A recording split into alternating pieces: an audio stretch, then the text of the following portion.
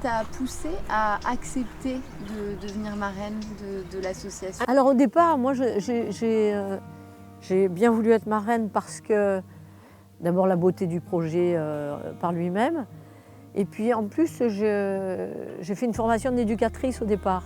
Donc ma première vocation c'était travailler avec les enfants en difficulté, justement handicapés et autres. Et donc j'avais fait cette formation et j'ai toujours eu ce cœur de... Et voilà, quelques années après ça se présente. C'est un soutien. Bon là évidemment je ne travaille pas directement avec les enfants handicapés, mais j'ai travaillé avec. Quels sont les points forts de ce lieu, de l'Alter Eco, du projet? Alors le projet, c'est sa polyvalence, c'est-à-dire l'ouverture sur les multiples activités qui sont associées autour du projet de départ qui est l'Equici, hein, mais pas que, puisqu'on a l'aspect écolieu et surtout l'aspect permaculture, l'aspect zéro déchet, l'aspect... Enfin, il y a beaucoup de choses là qui se regroupent.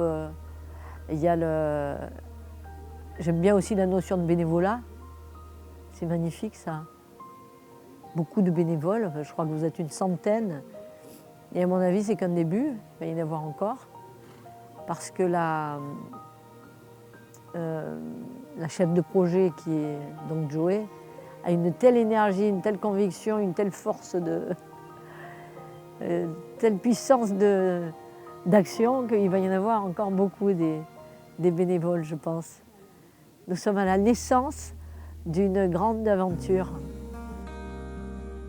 Est-ce que tu aurais un message à faire passer pour convaincre les gens, soit de donner, ou soit de s'impliquer? Alors aujourd'hui, bon, c'est important de s'impliquer partout où on peut s'impliquer, parce que c'est une époque où on va être dans une énergie solidaire.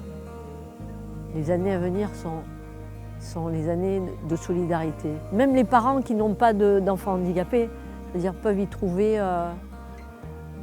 des richesses au niveau des rencontres, au niveau de ne serait-ce que de l'équithérapie. Ça peut être bien pour tous les enfants de côtoyer les chevaux et de faire avec les chevaux, pas forcément que les enfants handicapés.